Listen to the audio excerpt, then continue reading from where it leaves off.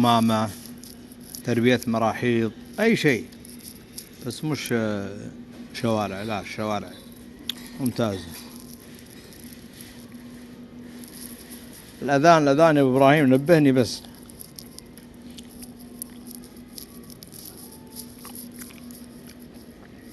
سمعت إنه يبي يناظرني يعني. ايش فيك حبيبي؟ كل ما تكلمت قلت تعال ناظرني يعني. ناظرتك بناظرتين، تبي الثالثة يعني، تبي كل يوم أصفقك على راسك يعني، ولا ايش سالفتك بالضبط؟ ما تتعلم انت؟ اول ما دخل علي يا اخوان قال نعم قبلت المناظرة. قلت بين التفويض والتجسيم. اذا انت ستقف ضد التفويض وتنتصر للتجسيم. قال نعم ايوه، نعم ايوه بعينك. يقول نعم ايوه، بدل يقول لا انا ما سمعتش عدل. لا، تسمع كل شيء، بس احمق. المهم، المناظرة هذه يا اخوان لتنظيف بذاءة اللسانة يعني. المحور سيكون كيف ننظف لسان المدعو الشامي من البذاءة. يعني شلون نعلم الأدب، يقعد بالكرسي قدامي مثل التلميذ، ونبدأ بتعليمه ما حكمه هو في الشرع في طعنه في الأعراض. طبعا الحكم معروف بأنه فاسق ساقط العدالة، ولو كنا في دولة إسلامية لتم التعزير به قطعا. ومن جهة المرجلة بنقعدك في مجالس الرجال. أنت ما تعلمت، لن تجلس في مجالس الرجال. لو كنت في مجالس الرجال أنت جاي تعطي طوق نجاة بهذه الدعوة. لا والله أنا أبي أنظف لسانه بس، لا طوق نجاة ولا بطيخ. لا وسيسقط، صدقني راح تسمع صياحة بعد قليل يا شيخ أسامة. في بيت شعر يقول عبطان هذه سوات الموت، ضرب المخابيط ما ياوي، خلوك علوة جر الصوت، عليك ذيب الهواء، عليك ذيب الخلاء عاود. والله خليك تجر الصوت في الكلوب هاوس ليل نهار كالنائحة المستأجرة كل يوم. الحين راح اخليك تفتح روم. يلا روح افتح روم يلا الحين. بس انا هني دعيتك عشان انظف لسانك بس من البذاءات، من السفالة، قلة الأدب، من التطاول على سيدنا موسى. الكل يكتب تحت مشايخ كبار أنا أعرفهم.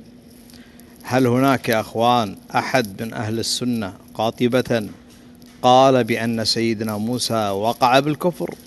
بالله خبروني، أنا رجل عامي مقلد.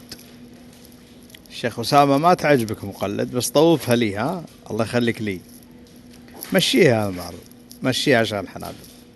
هل هناك من العلماء من قال بأن سيدنا موسى قد وقع بالكفر يا أوقح خلق الله؟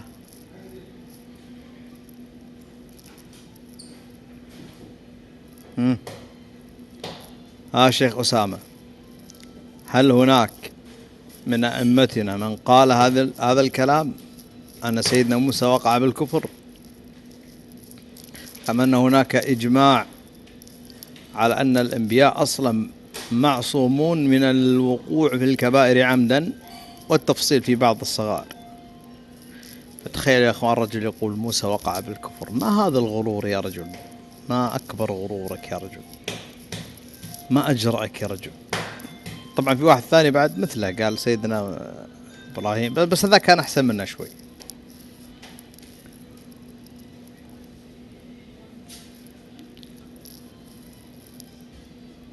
شامي أنا موجود، تعال حياك الله. أنا وياك على المنصة رجل لرجل، ما عندي مودريتر بطيخ واحد ينزلني تاخذ 5 دقايق. لا، نور ربع ساعة درس تعليمي في الأدب والأخلاق، جاي أدبك وأوبخك، معاي عصا وكرباج. تجلد عندي، تجلد لمدة ربع ساعة، بعدين نبدأ نتحاور. يلا تعال وابشرك، ترى جسمت يعني، صار جسم اصور لك جسمي. يعني انت من شروط المناظرة عندك صور جسمي وصور جسمك. خلاص يعني اصبحت دخلت نادي ولله الحمد انا وابو ابراهيم، نادي اكسجين بالفهيل ما شاء الله. طلعنا لياقة في رمضان، فعندنا الأهلية لأنه ناظر أي شخص. ليه تغلط على أهل الشام؟ من أخطأ على أهل الشام يا أخوان؟ أنا مش منتبه صراحة. من الذي أساء لأهل الشام؟ لا لا لا لا لا سيدي الفاضل، لا لا لا لا لا لا أقصد أهل الشام، لا أقصد الشامي الشخص بشخصه. لا لا، عائلته كريمة على العين والرأس. لا، هي الجلد عادي، خله يجلد عادي، يجلد ويتعلم مع كل جلدة يخرج منه بذاءة يعني. الشامي أدري أنك داخل بينك مستعار تستمع إلي، أصعد ربع ساعة في الأخلاق ودقيقتين أدردش معاك حول أي موضوع تريد، لأنك أصلا أصغر من أني عاد أضيع وقتي معك. يعني فاضيلي كان أنا قاعد أكل سويخات كباب. تعرف سويخات كباب من أجمل الأكلات البحرينية، جميلة جدا. أنت الظاهر تاكل كلاب، تاكل لحم كلاب، الكلاب الضالة. الظاهر أنت تتسحر لحم كلاب ضالة، لأن أنت مش طبيعي يعني، مسعور ساهر والله ما أدري إيش قاعد تقول.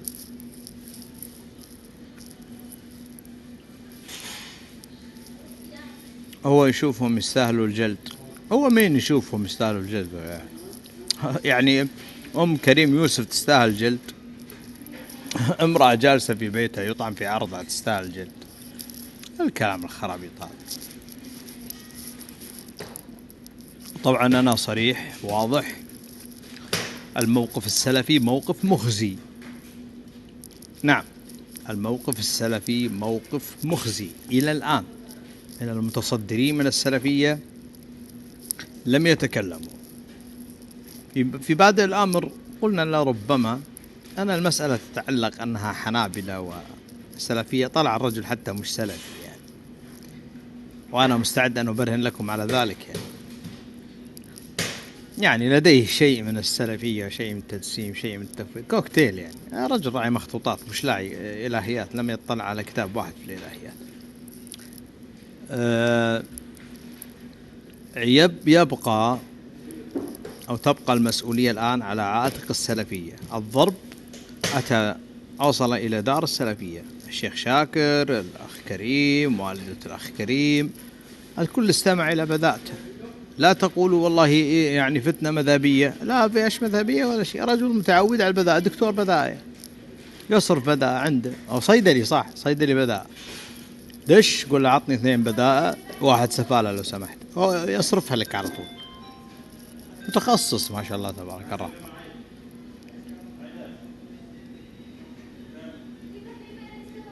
والله يساهر كيفك يعني، تبي تدافع عنه دافع عنه، ناس لا عقول. عموما فالسلفية يجب أن يتخذوا موقفا، وإلا عليهم علامة استفهام كبيرة.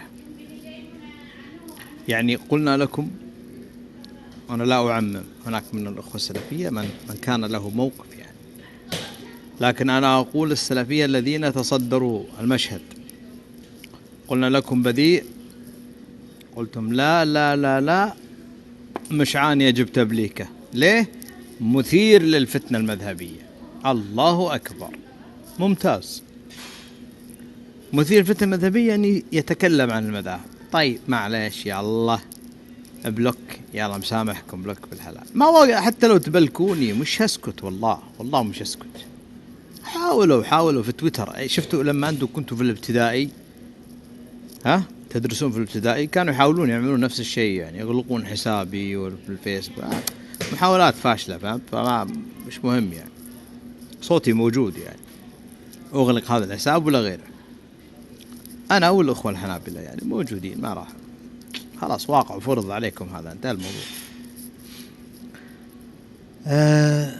تبليك لمذهبيته وما أعرفش إيش. طيب معلش، الآن الرجل بدأ يضرب مشايخ السلفية، الشيخ شاكر مثلا، أخ كريم، وليت يعني ليس يضربهم علميا بل ببذاء. هل تم اتخاذ موقف إزاء هذا الشخص من قبل السلفية، ولا بس أنتم تبونه ها كويس يرد على مشعان متى ما تكلم؟ طبعا يرد علي صعبة كبيرة عليه، كبيرة حيل، بس أنا يعني ها ينعق. طيب ويا ليت عاد يمثل مذهبكم، هو في المناظرة يكسر مجاديف مذهبكم، بس يلا معلش، الذكي يفهم، من كان يتابع مناظرات يفهم. طيب الآن يعني ما يأتيني واحد متصدر يقول افتح روم عن محمد المطيري يسب ويشتم. طيب أنا أقول لك الرجل يقول سيدنا موسى وقع بالكفر، نريد موقف سلفي إزاء هذه المسألة، أمر يتعلق بنبي صلوات ربي وسلامه عليه، سلام عليه. يعني الاتهام النبي بأنه وقع بالكفر لم يقل به أحد من أهل السنة. أنتم كسلفية ما الذي فعلته؟ قلت روح افتح روم ضد محمد المطيري السباب الشتام، إن شاء الله محمد المطيري سباب شتام. الموضوع وصل إلى أكبر من ذلك، وصل إلى أن يطعن في نبي وأنتم ساكتين إما لعصبية مذهبية، أو أنكم بصراحة يعني يقول باقي 3 دقائق، لا إله إلا الله.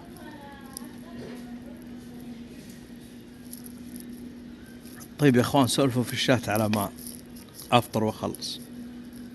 يعني سكوتكم ما لا نريد أن تدافعوا عنا، نحن رجال ندافع عن أنفسنا، لكن ردوا صائلة الرجل في حق سيدنا موسى، يلا إذا كنتوا رجال ولا تخافون منا. يعني ترى ما يخوف قسما بالله، ضحوكة والله العظيم، ضحوكة ممتعة بعد. هذا تمسح فيه البلاط، تأدبه، الدرسة. شوف أنا قلت له أول ما قابلته، قلت له والله العظيم لتدفع الثمن غالي، وجعلناه يفقد 3/4 عقله. شوف الشامي الذي كان الكل يحترمه، شوف الآن ليش؟ لأنه تطاول على الحنابلة وعلى كبار الأئمة، تدفع ثمن. هؤلاء أئمة كبار، يعني لا تعينوا الشيطان عليه. يا أخوان اذبحتونا يا أخوان، رجل هو شيطان أصلا، نعين الشيطان عليه؟ اسمع اسمع السبابة والشتامة يا رجل، يطعن بامرأة عفيفة يا رجل، ما فيها. لا تروح للقاضي ثم تقول لا تعين الشيطان عليه، لا يجلد ويعزر فيها أصلا. خلوني بس إبراهيم دردش شوي، خذ راحتكم يا اخوان في الشات على ما اشرب ماي واشوف يعني اذا يصعد، عشان انظف لسان البذيء، هذا البذيء، وادبه واعطيه درس في المرجله ما يعرفها. لأن لو تلاحظون هو يقول لو كنت ذكر، لا انا مش بط عشان تقول عني ذكر. الرجل شيء وذكر شيء. لماذا تغير صوتك يا شيخ مشحان؟ والله فيني نوم من اخوك، وانت تكلمنا بصوت عالي قلت صوتك عالي، المايك يا مشعان، المايك يا مشعان، واذا تكلمنا بصوت خفيف تورطنا فيكم. ايش نسوي؟ خلاص بعد دقيقة يا اخوان وراجع لكم. خذوا راحتكم في الشات بس بدون شتائم ارجوكم يعني.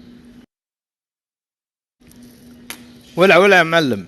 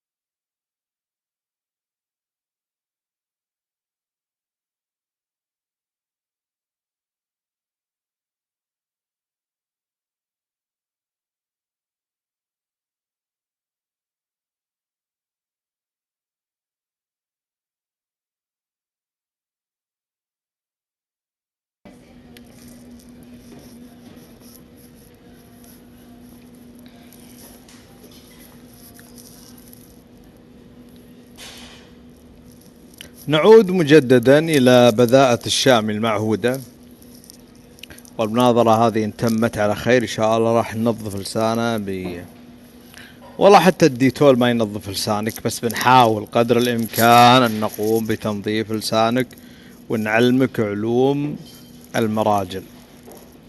مثل يقول الشامي هذه سوات الموت، ضرب المخابيط ماياوي، خلوك علوة جر الصوت عليك ذي بالخلاعاوي. طبعا علوة هذه قبيلة أنا أنتمي لها. الحين بيفتح روم وعلوة والرخيمي ويبدأ الشتم في قبيلة كاملة. شلون تغيرت يا الحبيب أبو الدحمي؟ تغيرت يا مشعان، ما كنت كذا. ليه؟ من أي جهة تغيرت يا ابن حام؟ عادي مشعوني شنو؟ احنا صاحية ولا مو صاحية؟ سكر خفيف؟ شنو سكر خفيف؟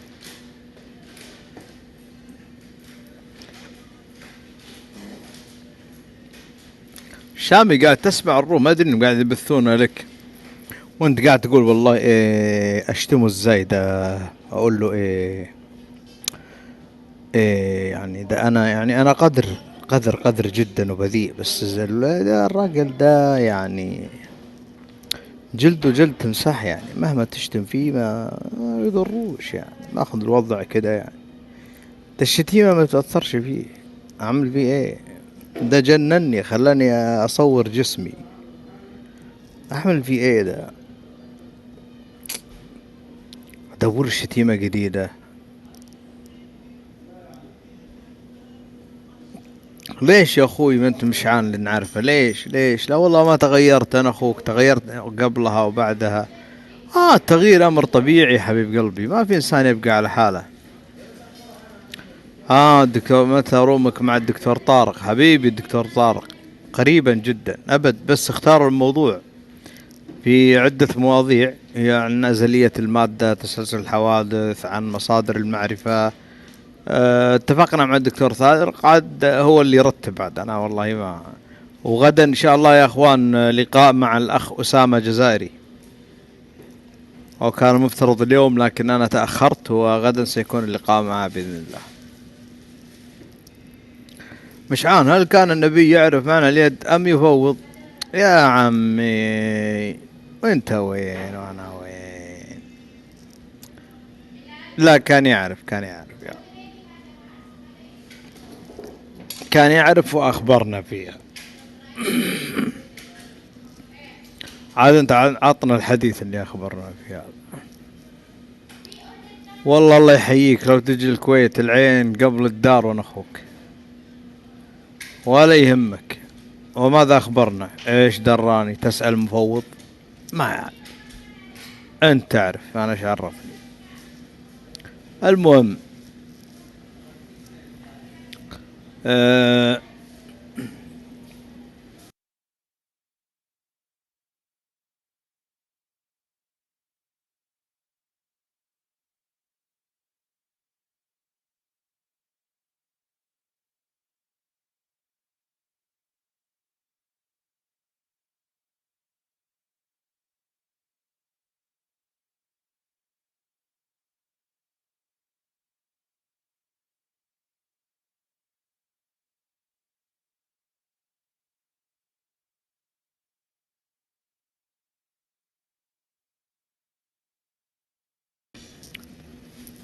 سؤال مهم مشعان، ليش ما في مفوض الا انت واربعة اخرون؟ ممتاز. ابن قدامة شيخ الحنابلة مفوض، ابن عقيل عبقري الحنابلة مفوض.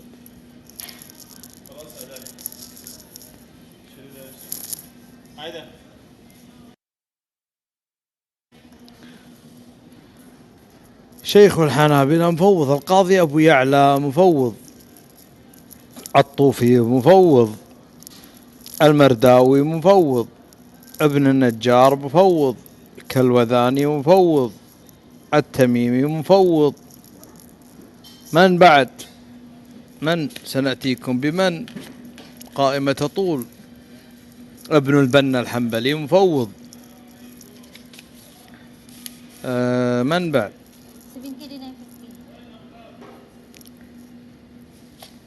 لا انا كنت اتعشى والله، الله يعين، تكه مش تكه، هذه تكه والله ما ادري ايش يسمونها هذا. لا ابن تيميه لا، ليس لم يكن مفوضا. يعني انا اسرد لك، فمو 4 وانا اخوك، لا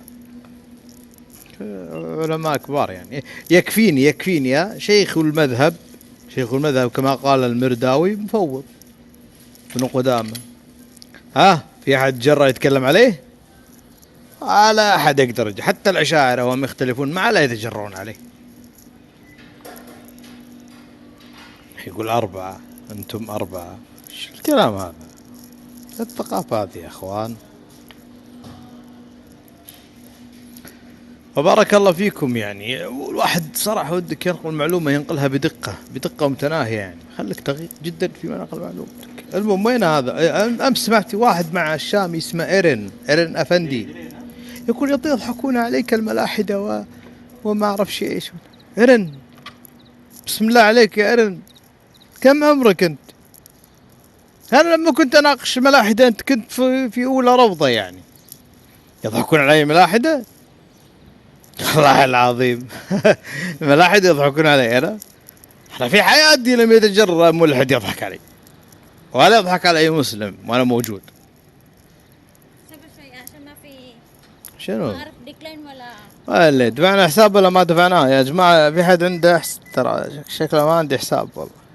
شوفوا الشامي يا اخوان يدز لي رابط، بس مو رابط بذاءة، رابط 1000 جنيه ادفعهم حساب المطعم. يدز لي رابط بذاءة ناقص انا الكافي بالكلوب هاوس. حبيبي حسام انت حبيب قلبي، ما ادري ايش احبك يا اخي، ماني ما اعرفك. اوكي طلعيني تقول حرامي برا تحاسبوني، الله يسامحكم. المهم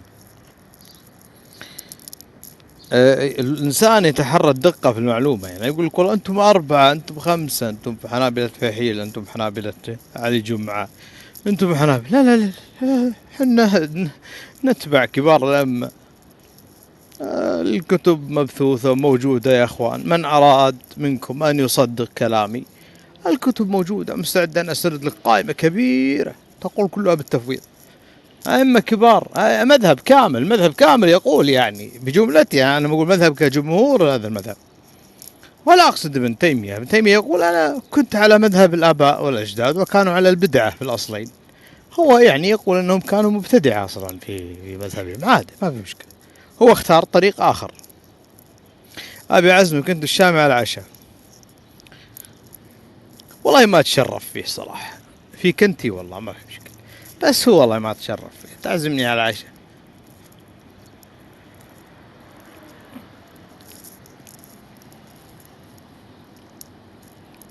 والله شوف أنا في مطعم، معزوم في مطعم وراجع للبيت، والله الجو جميل ودي أرجع مشي بس بعيد البيت فهمت، وتوني داخل عشان أصور جسمي وجسمه وندخل في مناظرة، لابد تكون عندي لياقة شوي، أمشي شوي في الهواء الطلق. الشيء مفيد يا مشعان، المشي والله مفيد. اي بعد عشان المناظرات الرجل يبي يصور جسمه وانا اصور جسمي، ودائما يقول لي مدهنن. الله يخرب بيتك، مدهنن شنو انت يا مدهنن؟ الله خبل الرجل هذا، اقول له مدهنن شنو؟ انا الدهن يعني تحطه على الراس ولا شيء، طلع مدهنن يعني لك كرش، مش في يدقق في الاجسام وكرش انت يا ابو كرش، انت يا مدهنن، انت عنده عقدة في الجسم يا اخي. اخوه انسان بسيط، انسان نحيل القامة انا.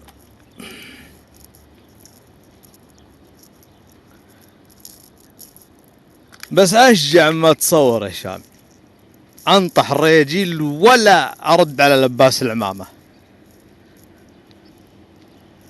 ما علي، لو دوني الموت ما عندي مشكلة. هذا الشيء ورثناه كابر عن كابر يا حبيبي. وسبق وأن قلت لك في يوم من الأيام عندما توعدتني عندما إذا دخلت مصر بأنك ستفعل وتفعل، أعطيتك الإحداثيات يعني، قلت لك كذا وكذا وكذا، قلت أنا موجود في المكان الفلاني، حياك، ولا شفتك ولا أدري، ما تقدر والله. أنا أعرف يا أخوان، الشجاع يبين، الشجاع ما يتكلم، يفعل الكلام، أفعل فيك ولو برأيتك ولو كذا ولو استغفر الله، يقول كلام يا جماعة بذيء وجنبه نساء، يا أخي يا الله، أنا ما أقدر أسمع الكلام هذا. واذكر والله يا سبحان الله، تدرون يا جماعة أن من حسنات الشامي أنه كان سبب في رزق أحد الأشخاص. كنت قاعد أمشي في المهندسين الصبح، أحب أمشي في المنطقة هذه يعني، فكنت أتكلم في الكلوب هاوس، يلا تاكسي أوصلك يا فندم، قلت يا ولد لحظة قاعد أكلم الواتساب، فاضي لك أنا أوصلك؟ قال أنا أنتظرك يا حبيبي أبو سلمى. بعدين صار صديقي يعني، فكان ينتظرني ويسمعني وأنا أتكلم واقف. ركبت وياه، قلت شوف ممكن ربع ساعة ما أسمع صوت ما أسمع صوتك لين أخلص كلامي مع هذا. إيش مشكلة يا فندم، خذ راحتك. طبعا طلع من أعز الأشخاص وأحبهم، ويمكن كان سبب في رزق هذا الشخص. هذه حسنته الوحيدة، غيره والله ما عندك من يعني إن شاء الله عندك حسنات، بس تضيعها بالطعن بالأعراض. هذا خسارة فيه ثمن تذاكر. لا، أنا من قال إني أروح له أنا أصلا؟ أنا ما أروح له أصلا، لا أروح لأهل مصر الطيبين اللي أنا أحبهم. أنا أروح الأرياف، أروح للريف، رحت للكوم الأحمر. بس الله يسامح السايق، ومرة قال أوديك أفسحك، راح يوريني جواميس. الله يخرب بيتك يا أبو سلمى، جواميس وأنا ناقص جواميس؟ احنا نشوف جواميس في كل مكان يعني. يقول ايه رايك بالجواميس دي؟ جواميس؟ طب حلو يا دكتور طارق، يقول يا بسحك يوديني الجواميس. لا يقول شفت الريف ازاي حلو، يدري انه حلو بس توريني جواميس. روح ودني النيل يا اخي، خلني اشوف النيل، خلني اشوف، وديني اشوف اوريك انا. بس مشكلة اني احب الرجل هذا. فاقول لكم سبحان الله، الشامي كان سبب في رزق هذا الشخص والله. يعني هذا الان هو تقريبا من اصدقاء المقربين جدا يعني، ووصلني الرجل واصبح معي في الرحلة يعني طول الرحلة، بسبب اني كنت اتكلم في الكلوب هاوس مع هذا البذيء، وحاول ان يعني اعطي درس في المرجلة، وكنت امشي والله حاط ايدي بجيبي يعني ما في شيء، لا مطوى على قولتهم ولا كلام فاضي، ما يستاهل هذا. بس تقول له هش يا ولد ينحاش على طول. فبعدين قال هو خليه هو يجيني البيت. وش انا جيت تعزمني يا البيت؟ خلاص لا تزعجني، انا لو شفتك ادري انك جبان، ادري، حاعطيك مكاني 4 مرات وانا في مصر، 4 مرات والحال يعني ما عنديش فوتوغردية يعني، تمشى بالشارع كذا، شوف الناس، شوف العالم اللي تعيش حياة بسيطة وتكافح من أجل لقمة العيش هذا كان الوضع يعني حلو جميل جدا يعني. وكنت بانتظارك تجي تشوف، بشوف أنا شنو عندك يعني. أنت قلت أنا لو شفتك، أنا أدري ما تقدر تشوفني من بعيد حتى، مش عاد تقرب عندي تقرب عندي وأنا ولد حمران النواظر، والله ما تقرب، والله أوكلك تراب، خليك تلحس شارع المهندسين من أوله لآخره. لو رحت الكوم لا خوف عليك خلاص. لا والله رحت الكوم الأحمر. هو اسم الكوم الأحمر يا إخوان ولا إيه؟ زور شمال أفريقيا مشعان، المغرب تونس، يا بعد راسي المغرب وتونس والجزائر على عيني وراسي. والله إني أفكر قسما بالله، خصوصا تونس، أنا ودي أروح تونس صراحة، ما أعرف ليش تونس الخضراء يعني. موريتانيا أنعم وأكرم أهل العلم، موريتانيا تنهل من العلم إلى أن تقول بس. والله إني أحب أهل مصر يا وصفي، يا ما أجملهم قسما بالله. والله يوم رحت الريف يا أخوان، أقسم بالله العظيم، أنا طبعا سائق، أنا ما أسميه سائق تاكسي يعني صراحة، هو صديق وفي نفس الوقت يزاول مهنة التاكسي، ما في مشكلة يعني، مو عيب. فالرجل أصر على أن أفطر عنده يعني. أوه يا دكتور أنا وياك، بس متوقعني بتناقضات في الطيارة يا دكتور، كل شوي بتسألني سؤال وتقول هذا تناقض، وانا قاعد ان الطيارة كلها تناقضات. فاضي يا دكتور الا اذا بتطوف اللي بروح وياك. فاخذني قال بوديك يعني العزومة، بدل ما تكون يوميا مطاعم نروح مرة للبيت، انا بيك تمر البيت يعني وكذا. وهذا من شهامة الرجل يعني. والله اني دخلت بيتهم يعني، سلمت على والدته وعلى والده وعلى أسرته وعلى، يعني كان يثق فيني يعني، رجل خلاك تدخل بيته، هذا رجل يحسن الظن فيك يعني. وشفت الحياة البسيطة يعني، شفت الناس البسيطة، شفت متطلباتهم، شفت كفاحهم للحياة يعني. بس الله يسامحه خلانا في يوم نتفطر فول، نتسحر فول، يقول أنا أوديك عند فوال. فوال الله يسامحك فوال، أنا الفول أصلا ما من بعيد ما أشوفه. لا لا لا، ده فول جميل جدا، يلا جميل جدا جميل جدا والله. أنا حاجة عنه. تدرون عاد أن هذا التاكسي يا جماعة طير الطيارة علي، أبو سلمى الله يسامحك. حطيت جنطتي عنده ودخلها، وكنا قاعدين مطعم، قال خلاص أروح بس دقيقة وأرجع. قلت يلا يا أبو دقيقة. راح ابن الحلال مدري والله، دق عليه 9:30 10:30 11:30 12:30 ما يرد. طارت الطيارة، دق عليه ولا الو هلا وينك؟ انا نايم في السيارة. ليش؟ والله تعبان. تعبان؟ حلو، ليش ما قلت انك نايم بالسيارة عشان اقعدك؟ ها؟ وطير الطيارة بالحلال. بس ما زعلت عليه لانه شهم. اللي يتكلم عن المصريين يقول الشعب المصري نصاب، هذا لم يعاشر الشعب المصري، هذا يعني يلتقي عادي في الشعب الكويتي نصابين، شو المشكلة يعني؟ هذا الرجل يا اخوان سائق التاكسي اللي اقول لكم تعرفت عليه عن طريق احمد الشامي، لما كنت امشي في الكلوب هاوس واتكلم في الشارع، وهو يقول لي اوصلك يا فندم. قلت يا عمي قاعد زين فاضي لك انا، خلني اخلص. قال معلش انتظرك. فانتظرني سبحان الله، وخلاص اصبحت علاقة ود ومحبة. لما جيت اسافر طيب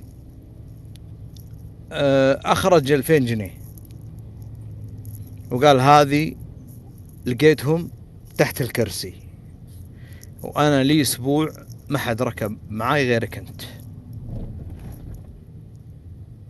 هذا الموقف يا اخوان جعلني ارتبط بهذا الرجل يعني، في كل سفرة لا اتعامل الا مع هذا الرجل. تخيل لو اي سائق ثاني 2000 جنيه حلوين، يلا خله يغور هذا يسافر وغيره 1000 واحد. لكن شوف الامانة مع ان انسان محتاج، ها شوف الامانة. هذه 2000 جنيه انا لقيتهم تحت وانا عارف ما يسحب يعني، ما يسحب الا انت.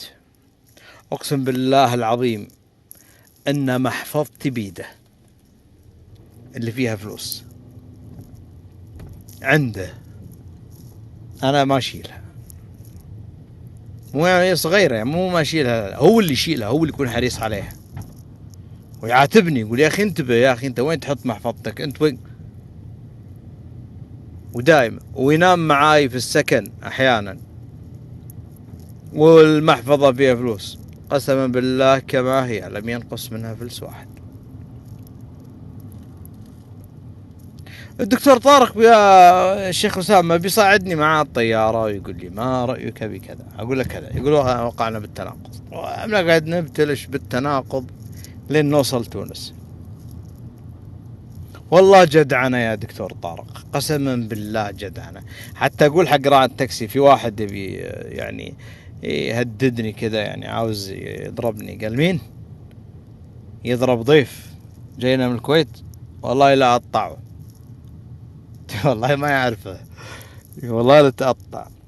ومن المواقف الجميلة أني لما عندما دخلت المطار وكان هناك مسؤول كبير شاف معاي جواز الخليجي، والله يا اخوان كان زحمة، ناداني قال تفضل، ضيوفنا ما يتفتشون، ضيوفنا أهل الخليج ما يتفتشون. يعني شوف اللفتة الجميلة، يعني شوف الثقة، يعني أشياء جميلة جدا يعني أنا شفتها في مصر. فلا أحد يقول لكم نصابين وما أعرف هذا بكل مكان يا أخي، لكن راح تشوف أهل الشهامة والجدعنة والمروءة والأشياء. لكن أنت يعني من يعني اللي تتعرف عليهم، البيئة اللي أنت موجود فيها. أنا في الكويت الآن أنا ممكن أكون في بيئة كلها نصابين عادي وأقدر أبتعد عنهم. فكان الموقف هذه في قضية 2000 جنيه يعني موقف يعني مع أن الرجل كان في حاجة، والله كان في حاجة، بس شوف الأمانة، يعني شوف الأمانة، شوف الصدق. ما رفض أنه يعني مثلا يقول أخذهم ويلا يدور اللي بعده على قولته، أبدا لم يفعل ذلك. والله مرة بطاقتي طبعا هناك في طريقة في مصر تسحب مبلغ معين ثم تغلق البطاقة، فكنت أحتاج كاش. والله فجأة راح ورجع وأعطاني 20,000 جنيه، قال تفضل ومطلق خلها عندك. متى ما فتحت البطاقة أقدر أسافر وأخليه. تعرفون شنو 20 جنيه بالنسبة لسائق تاكسي؟ يعني مبلغ ترى مش سهل، يحطه بين يدينك ويمشي، يقول متى ما فتحت البطاقة رجع لي. أهل المواقف، أهل جدعنة. تعلم يا الشامي، تعلم منهم، تعلم يا رجل، تعلم من هؤلاء المصريين اللي أنا احتكيت فيهم، تتعالى عليهم أصلا. فلما في مرة الشامي شتم الخليج، قال الخلايجة دول فيهم غرور كبر، زي مشعان لاحظوا انه في كبر. والله الكبر لا، والله لا فيني كبر ولا شيء. وعلى ايش الكبر؟ على ايش؟ والله انا ايش عندي مثلا؟ فأساء لي تخيلوا الى 6 دول تقريبا. وماذا كان يريد؟ أن أرد الإساءة بالإساءة. لا حاشا لله، أهل مصر إخواننا. أولا العنصرية نتنة، ثانيا هؤلاء إخواننا وحبايبنا وزملائنا. تخطئ أنت، خطأك على نفسك، أنت بذيء على نفسك، أنت دكتور سفالة وقلة أدب وقاذورات على نفسك. لكن على أهل مصر لا يا أخي، لا يا حبيبي، ما أنا أقبل إساءة عليهم ولا على أي شعب. ثانيا أنا زملائي هؤلاء زملائي في المهنة، حتى في التعليم 15 سنة أنا معهم، يعني جنبا إلى جنب. والله العظيم إنهم يعني يقومون بأشياء صراحة، يعني اللي يقول لكم نصابين وما يعملوش حاجة لله، لا والله. والله عندي زميل اسمه محمد حسني من مصر، الله يذكره بالخير، يعني رجل تبارك الرحمن. والله أحيانا نسوي أشياء مثلا اختبارات يقوم بطبعها، ما عنده قضية والله أنا بوزع العمل بيني وبينك وكذا، لا لا لا. يعني مثلا ياخذ العمل الأكثر، ليش؟ سيبوا لي يا بنطلق، أنا أعرف له كمبيوتر، أنا عارفك يعني يدري إني جاهل بالكمبيوتر، راح أجيب العيد. ما قال لا لا لا والله إنه يتعب، يقعد لي 4 الفجر بس يقول مثلا راجعه، أنا أراجعه.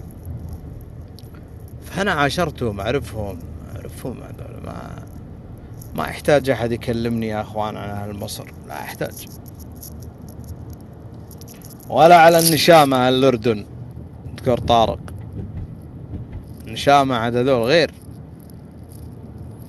عزة نفس، كرامة، خلق. يعني واحد يقول هذا يجامل الشعوب، والله ما جامل يا أخوان، أنا إنسان واقعي. أقول لكم إن حنا كلنا عيال 9، ما في فرق، هي الفرق في التربية فقط. فلا تجي تعمم لي على شعب خليجة ما أعرف إيش وتبي توقع بين الخليجيين وبين. تذكرون على الطاري بما أن الشامي للحين ما أدري يتسحر إيش، إن شاء الله يتسحر أكل طبيعي يعني، ما يتسحر قاذورات ويقذفها علينا. المهم البنت اللي طلعت وقالت للأخوة المصريين أنتم تشتغلون عندنا بفلوسنا، احنا نجيبكم بفلوسنا. طبعا أولا هذه البنت نكرة غير معروفة، إنسانة مش معروفة، واحدة عندها موبايل شغلت الكاميرا ما تحب المصريين وتكلمت هذا الكلام. طبعا ما في شيء اسمه أنا أشغلكم بفلوسكم، هذا من قال تشتغل؟ الدولة تستخدمهم بناء على عقود، يعني لا أنت ولا 10 مثل أشكالك ولا حتى مدير العمل يستطيع أن يفصلهم، لأنهم هم تعاونوا مع الدولة. هذا واحد ويعمل بعرق جبينه، مش عالة على أحد يشحذ في الشوارع، يكافح في الحياة. فكانت ردة فعل من بعض إخواننا المصريين ولا نقول الجميع أيضا كانت سيئة. ليش؟ يقولكم من اللي ما يعني اللي ما يعرفك أو يجهلك ما يقدرك بلا شك. فقال لك أنتم أيام صدام حسين وأنتم كذا كذا. وأذكر أن كان عندي طالب جميل جدا، هذا الطالب كان مهذب يعني، تأثر بالموجة ووضع صورة صدام حسين وقال يعني ما معناه يعني من اللي فكوا من صدام حسين. دخلت عليه وكلمته، سلمت عليه السلام عليكم. قال والله يا أستاذ أنا عارف بتكلمني في إيه، بس أنا حاضر أشيلها الحين. لا لا لا، قبل لا تشيلها أحاورك، منو اللي يدرسك؟ قال أنت أستاذ مشعان وأستاذ مشاري وأستاذ عبد الله وأستاذ سعد الهاجري وأستاذ. قلت شو اللي شفت منهم؟ شفت منهم شيء؟ أساءوا 3 سنوات عندهم، قالوا عنك ولا عن المصريين كلمة واحدة؟ قال لا أبدا. قلت طيب هؤلاء ما لهم حق عليك، اترك هذه السفيهة، لك الحق أن ترد عليها. نعم لك الحق أن ترد عليها، بس لا تعمم على الشعب يحبك وشعب يقدرك وشعب. فكانت العادة وغادت ضجة كبيرة، لأن السوشيال ميديا يعني تضخم الأحداث. يعني ترى أنا دردش معاكم عشان الشام يجي وأنظف لسانه، ما هو يبي أحد ينظف لسانه ولا لا؟ ولا ما يبي لسانه ينظف من الحلال؟ إن تصفع مرة مرتين 3 يتعدل. الحين يفتح مناظرة مشان مناظرة عن شنو؟ عن بذاءتك، عن طعنك في الأعراض. لو في قضاء، أنا قلت والله العظيم قلت للأخ كريم يوسف اليوم، طيب قلت والدتك والدتنا جميعا، مع أن الأخ كريم يوسف كان مؤيد له في المناظرة وكان يصعد، لكن ها الأعراض بالنسبة لي خط أحمر. لا تطعن في الأمهات، أو لا بركة الدنيا، سواء كانوا في مصر في الكويت في أي مكان. فأنت لما تطعن بهذه الطريقة القذرة يا قذر، لا والله بوقف ضدك. لو كنت أكره كريم يوسف، ما أنا لا أكره كريم يوسف. فقال كريم هي خلفت 5 رجالة. قلت لا أكثر، مش 5 رجالة، من الخليج المحيط كل إنسان عربي أصيل والله إن والدتها والدتك ولا يقبل عليها. وأنا أقول لك هذا ترفع عليه قضية، مش لأن حرية الفكر، لا، ترفع عليه قضية قذف، ليتأدب، يسحب من أفاه هكذا ويرمى في السجن عشان يتأدب. السوشيال ميديا ما تسمح لك انك والله تطعن في عرض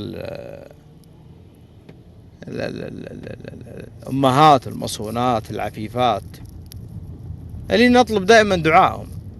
لولا دعائهم وبركة دعائهم وستر رب العالمين يعني لما وفقنا إلى شيء. نعم الكل شهد بقلة أدبه، لكن أين الموقف؟ ما زلت أردد، أين الموقف السلفي؟ لا تقولون بأن هذا الرجل يحور الموضوع. أنا لا أحور الموضوع إلى سلفية حنبلية، لا لا لا.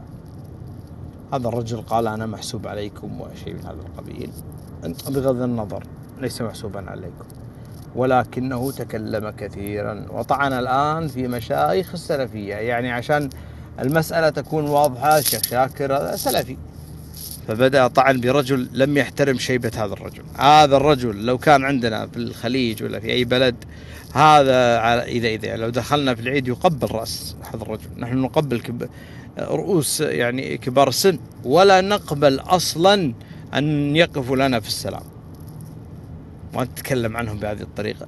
إيش قلة الأدب هذه يا أخي؟ والله ما أقول تربية شوارع، أنا أقول لك الشوارع فيها قطط يعني. وحتى لما قلت ينهق الحمار، ترى الحمار ينهق لكن ما يطعن بالأعراض. ينهق يريد برسيم، أنت لا تريد برسيم، أنت برسيمك البذاءة، ازعجتنا فيها والله. ترى شوف المناظرة الثانية اللي معاه، قسما بالله ما كانت مناظرة، اللي تابعها كان يضحك. أنا صاعد أقول له أنت ليش مش مؤدب؟ قال يلا ناظرني ولا تكثر الكلام.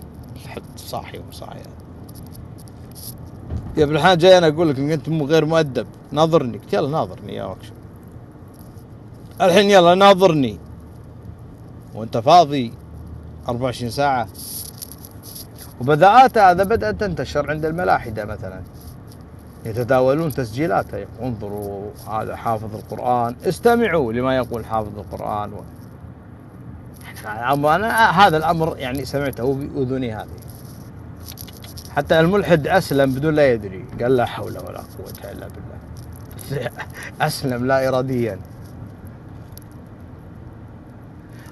الذي يصعد بالستيج. شوف لذلك أنا أقول ينبذ. ما معنى ينبذ؟ مش يعني نمسكه ونحطه في زاوية بكلوب هاوس، هذا عالم افتراضي، ما حد يصعد معاه، ما حد يشاركه، ما تدخل روماته، اتركه يوم يومين ثلاثة يسكت أجلكم الله ينبح مثل الكلاب الشوارع الضالة ويسكت. لكن تصعد معاه، تؤيده في قضية، تناديه دكتور، يا شيخ. شيخ على ايش؟ شيخ هذا شيخ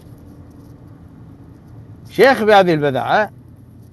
ونروح نقنع الملحدين نقول هذا شيخ. يقول روح يا عمي انتوا أدبوا شيخكم، هذا علموا الأدب والأخلاق.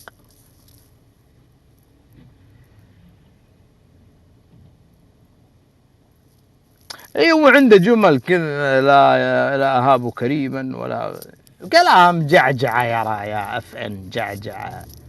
هذا تقول له هش يلا هش، والله ما تشوف الا غبرت اقدامه. سيبك منه يا حبيبي. لا والله يا ليت شيخ بالشتم بالبذاءة.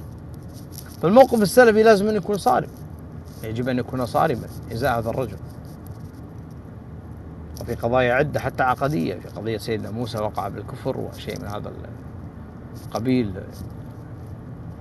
يعني هذا الشيء لا يسكت عنه أبدا. أنا أقول لك الشامي الحنابلة أفقدوك 3/4 عقلك، بقى ربع. شوف أنت كنت، شوف وين كنت، الكل يحترمك، أنا أولهم. يعني أنا فتحت نادي، أول من كلمت أحمد الشام، لأني كنت أقدر الرجل صراحة وأحترمه، لأني ما شفت من الاحترام. لكن بعد ذلك اكتشفت أن هذا في أدب، هذا أصلا مش محترم.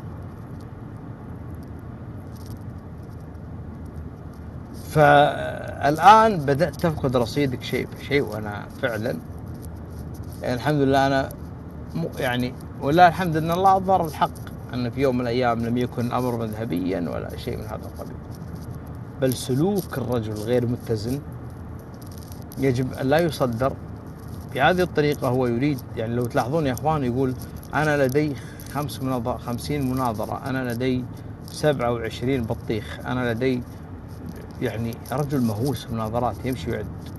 كاتب بالفيسبوك مناظرة مع رأس المفوضة مشعار الخيمي. أنا رأس المفوضة؟ من قال لك هذا الكلام يا رجل؟ أين ذهبوا مشايخ حنابلة؟ أين ذهب الشيخ العبد الله والشيخ محمد السيد والحفلان ومحمد عبد الواحد؟ أحب أطلع أنا الشيخ الحنابلة رأس المفوضة؟ صاحي أنت ولا مو صاحي؟ حتى ما تعرف مشايخ الحنابلة اللي تسميهم جدد، فاتح نادي رد على النكارة والمفوضة، قالوا لا يردون كلام الله ولا يردون سنة النبي، على كيفه هو على كيف. المهم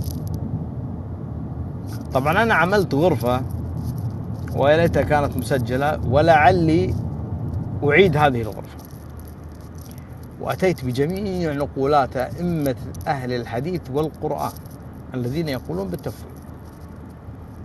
والله إذا كانوا هؤلاء عندك مثل النكارة هذه كارثة.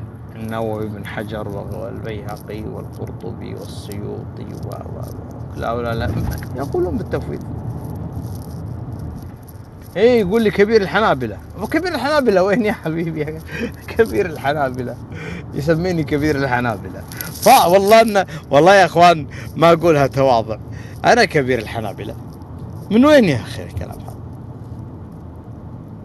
من وين كبير الحنابلة؟ يعني لو تقول لي الشيخ محمد السيد، نعم، الشيخ عبد الله، نعم، هذول كبار يعني. لكن نحن يعني ما نقول طلبة علم. أنا بالنسبة لي باحث في العقائد، حتى لست طالب علم، أبحث في العقائد من سنوات، يعني من أكثر من 20 سنة. فهي ما لا كبير ولا شيء، الكبير الله سبحانه، وثانيا المشايخ هم الكبار.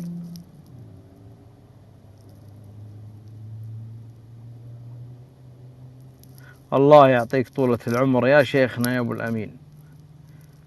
دعواتكم يا أخوان في هذه الأيام المباركة أن يطيل الله في صحة حبيبنا وشيخنا وتاج راسنا أبو الأمين. يعني بلغ من العمر 67 سنة، يقول أنا لم أستمع في حياتي لمثل هذه البلاءات. الله يعطيك الصحة والعافية وطولة العمر، ويشافيك من كل مرض إن شاء الله في هذه الأيام المباركة.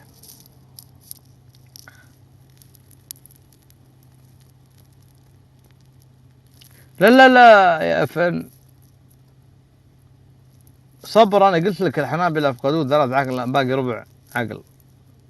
والله إني غضيت الطرف وقلت الله غفر الله لي وله وسكت، وقلت الشامي والله إنك في حل مما قلت في عرضي، بس شفتك تتطاول على أعراض أمهات. لا والله يا أخي لازم أحد يوقف يمكن حدك، ما أنت وش طبيعي. ما يطول 3 شهور وخليه يسكر حسابه. 3 شهور قاعد تسمعني الشامي، 3 شهور راح تسكر حسابك. 4 شهور إن قدر الله. يعني أنا أعرف نوعيتك، أنت حساس جدا، أي ضربة هكذا يمكن ما تخليك تنام الليل، لذلك تكون ألفاظك بذيئة جدا، ردة فعلك قاسية جدا، يعني عظمك طري إلى الآن. ما تعودت يعني شلون تتكلم مع الرجال بطريقة معينة بحيث أن الكلام ما يؤثر فيك. قد يؤثر فيك لحظتها بعدين تتناساه. لا. وبمناسبة من أخونا أسامة موجود والحج الجزائري سابقا، سبحان الله، قلوب بين أصبعين من أصابع الرحمن. لا تدخل سلفي تطمر علي تقول وما معنى صل أصبعين، بالله العظيم لا أطردك، مش فاضي. الآن أسامة تبارك الرحمن يعني الله يثبته، يعني يناظر الملاحدة، يدافع عن وجود الله، يعني هذا أمر شيء مفرح صراحة.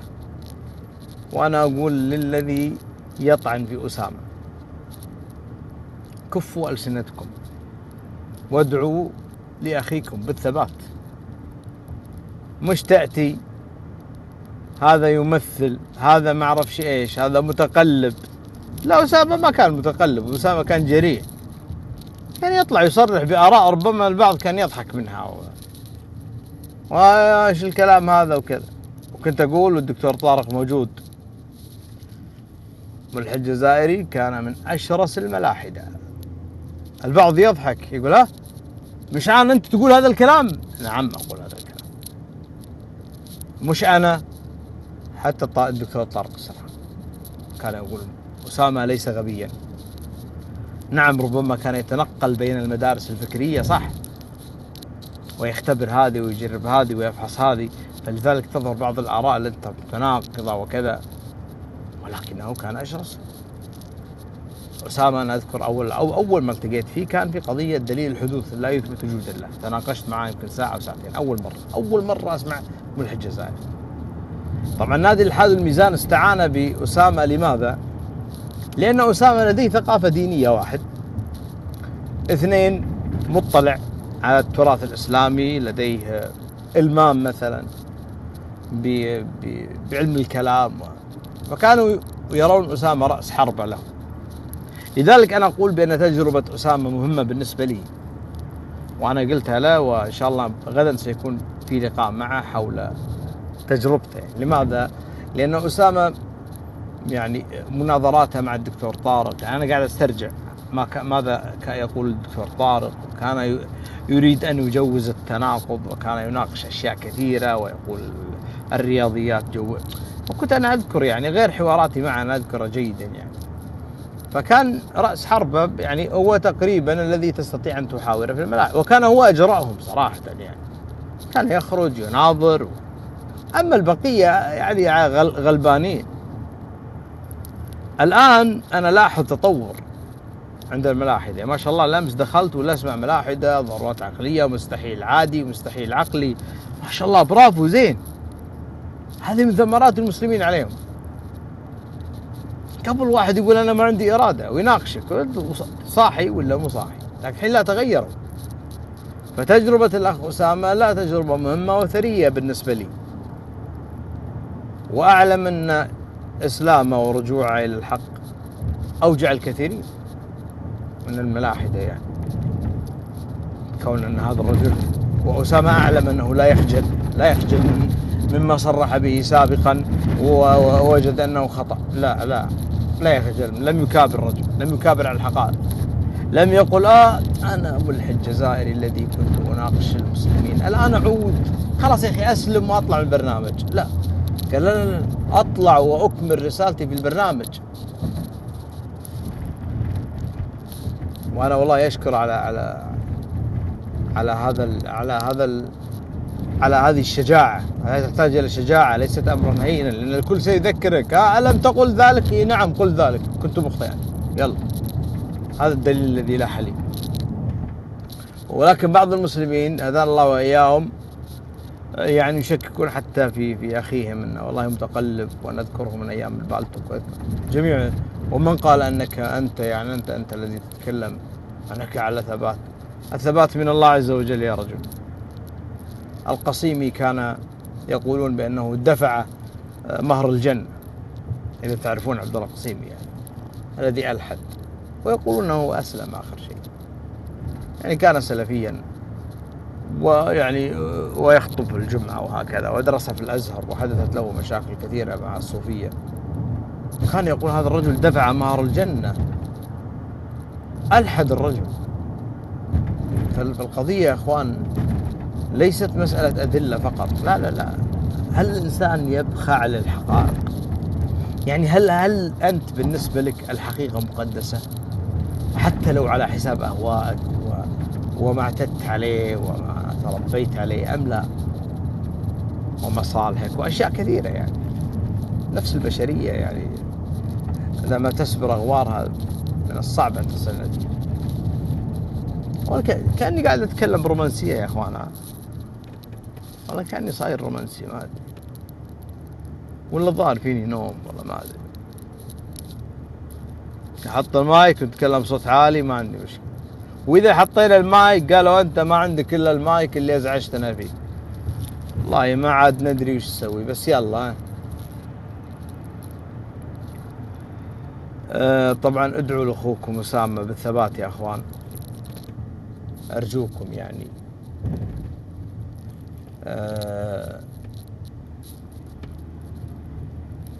لأن المسألة مش سهلة، والله مش سهلة أن تخرج من الإلحاد إلى الإسلام، والله مش سهل. أنت تغير بيتكم من بيت إلى بيت يا أبو إبراهيم، ما تنام اليوم، البيت الجديد هذا ما تنام فيه، والله العظيم. فما بالك أنت خرجت من شيء صراع وتجربة مريرة إلى طريق، راح تجد صعوبة في أنك يعني تحتاج إلى من يعينك، من يقف إلى جانبك. فالإنسان يدعو لنفسه ولأخيه. يعني في رمضان فرحنا بإسلام أسامة والأخت الكريمة وعمر، وهذه ثمرة الحوار التي كنا ننادي بها وينادي بها الأخوة دعونا نتحاور. طبعا مع المؤدبين دعونا نتحاور بلا شك، غير مؤدب كيف تتحاور وياه؟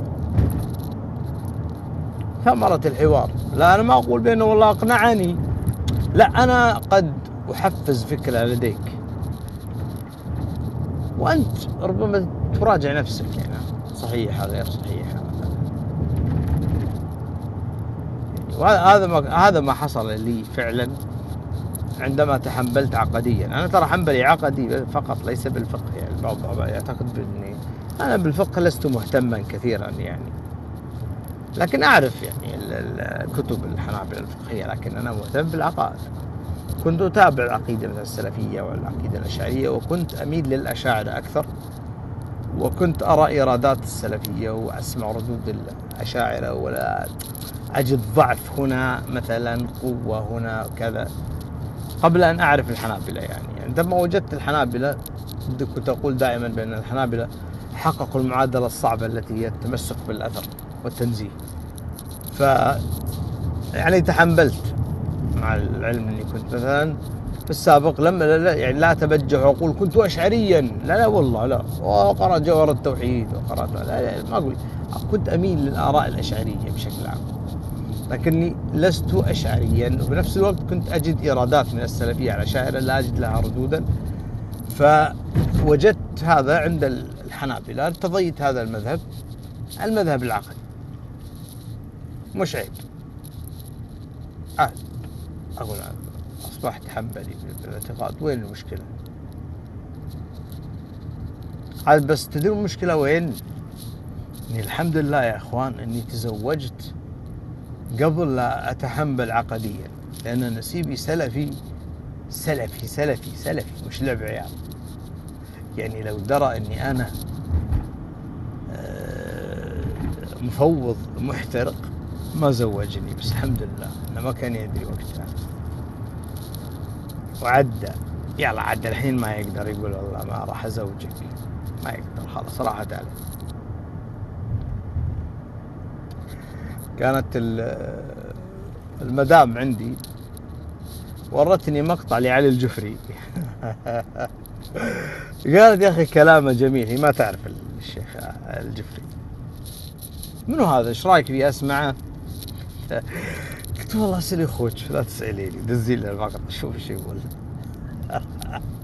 اسمعي ولا لا تسمعين. قال ابتعدي عن هذا صاحب بدعة وضلالة الله، يعني الله المستعان. شابي بتجي ولا نروح انام من انت فاضي لك؟ انا تعال خلي ننظف لسانك شوي يا اخي، والله ازعجت الاخوان، ما عندي سالفه، قاعد اسولف ادردش على ما اوصل البيت والله العظيم خلاص يا اخو تقول هذا مبتدع، لا ابتعد يعني، ابتعدت يعني. قلت اصلا لو سالته عن مذهبي راح يقول شو ابتعد يعني، كيف تعال انت وعيالك تبون تبتعدون عني عشان مفوض يلا طيب شو اسمه، وين سلة القاذورات هذا، وين راح؟ لا تحروم ولا لا؟ لأن الظاهر معطيني بلوك، هو يا واحد ثاني معطيني بلوك، الثاني يتحدى يطلق تحديات على المنصات، أتحداكم تصعد معاي يطردك. ايش تحدى بالله من قد التحدي؟ لا تتحدى الحنابلة، اسمع والله لا تتحدى الحنابلة، نصيحة يعني، لا تتحدى الحنابلة. ايه بتعتبره غرور؟ اعتبره غرور يا اخي، خلاص ما عندنا مشكلة. يعني لا تتحدى مذهب متماسك. انا بوجهة نظري حتى لو لم تقتنع بالمذهب الحنبلي تعلم انه مذهب متماسك عقديا. هذا اذا عرفت منطلقات المذهب، كيف ينطلق وكيف يتكلمون وكيف. نعم تستطيع ان تورد عليه استشكالات، لا مشكلة، لا يهم. وايضا في نقطة مهمة، في احدهم يقول اسأل اسامة غدا عن مذهبه، ما راح اسأل عن مذهبه الا اذا اراد ان يتكلم هو بكيف، بس انا ما راح اسأل عن مذهبه، ما يهمني. انا يهمني تجربته، انه قال لا اله الا الله. راح اقول له مذهبك ايش؟ سلفي، حنبلي، ايش، باضي، ايش؟ لا باضي انا. والله يا اخوان في الحوارات، بعض الحوارات قد تحاورنا مع شاب انا والاخ علاء غير مقتنع بمسألة العلو. مسألة العلو عند الحنابلة والسلفية، وأعتقد حتى عشان دكتور رياض موجود، عند أيضا ابن رشد حبيب الكل. طيب، فهو غير مقتنع يعني بهذه المسألة، غير مقتنع.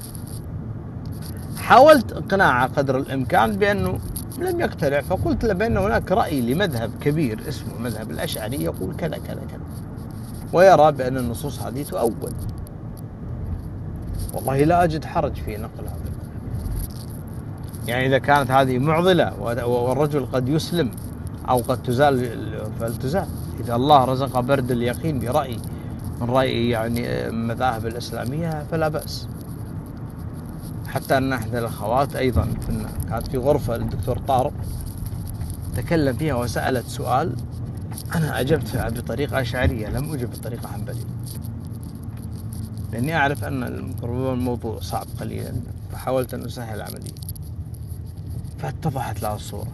فأنا أقول الأخوان يعني المسألة عندنا أكبر من أن تكون حنبليا أو سلفيا أو كذا. قل ما الذي يعني يدفع الشبهة. أنا ما أقول لك تضحي في مذهبك، أنت مقتنع في مذهبك، لكن في نفس الوقت مذهب غيرك ليس خطأ. أنا بالنسبة لي هذه مذاهب إسلامية، فيجب على الإنسان لا يركز على هذه القضية. تعال يا أسامة، إيش مذهبك اللي راح تتكلم فيه؟ هذا كلام مو صحيح، هذا بداية السؤال خطأ. وقلت أنا ما راح أسأل، أنا بالنسبة لي ما راح أسأل أسامة ما هو مذهبك، ما يهمني هذه التجربة، لا إله إلا الله محمد رسول الله. في كثير يا أخي أكثر من مليار مسلم يعيش، لو تسأل إيش مذهبك يقولك أنا ما أعرف، لكن يعرف ما هو معلوم من الدين بالضرورة: صلاة، صيام، حج، حرمة الزنا، حرمة الخمر، بس كافي يا أخي. كلفة فوق طاقته. طلعت اللي في يقال في الأوساط العلمية يقال في الأوساط العلمية، لكن لا نمتحن الناس. يعني أنا أصعد في روم، لا أسامة لا يود اليوم، يمكن أسامة كنت يعني اتفقنا على أن يكون الحوار غدا، يعني إن شاء الله حوار، وأيضا من لديه، بمعنى يعني أن الحوار سيكون غدا إن شاء الله إن يسر الله، ويعني الموعد ناسب أسامة وناسبني، سنعلن عنه قبلها. من لديه أسئلة يا أخوان من الآن يستطيع إرسالها لي، وابتعدوا ويا ليت تبتعدون عن الأسئلة الشخصية، يعني حاولوا أن تركزوا على تجربة الرجل. يعني ما الذي أثاركم في تجربة أسامة؟ يعني أنا هذا الذي يهمني بصراحة. يعني هو قال بأنه تكلم مع الدكتور، قلت أنا لا أنا أتكلم بطريقة أخرى. الدكتور ربما يحاورك بطريقة، أنا لا، أنا ربما أستشكل عليك حتى في حواراتي، ما لا أحب مثلا أوافقك أو في كل شيء، لا ألعب بدور المستشكل، أطرح شبهة المخالف، ماذا يقول فلان، ربما يعترض عليك الملحد بكذا، ربما، ونسمع ردود أسامة. أسامة يقول أن اسألوني عن الأدلة، لا تقولوا والله مر بتجربة عاطفية، لا اسألوني عن الأدلة. فغدا إن شاء الله مثل ما عملنا سلسلة مع حبيبنا وصفي، تكلم عن تجربته الخاصة، كانت في 3 حلقات جميلة جدا، أعتقد أنها مسجلة يمكن أو مرفوعة على اليوتيوب. كل صاحب تجربة يستطيع أن يتحدث عن تجربته. يعني وترى يا أخوان، نحن لا نلزم الناس بطريقة المتكلمين. البعض يعني وأنتم الكلام تضربون بالجريد والنعال. يا حبيبي، نحن مثلا أنا مقتنع بدليل مثلا الإمكان مثلا والحدود، أرى أنها من أقوى الأدلة مثلا. يعني في شخص لا يقولك لا والله لدي دليل آخر.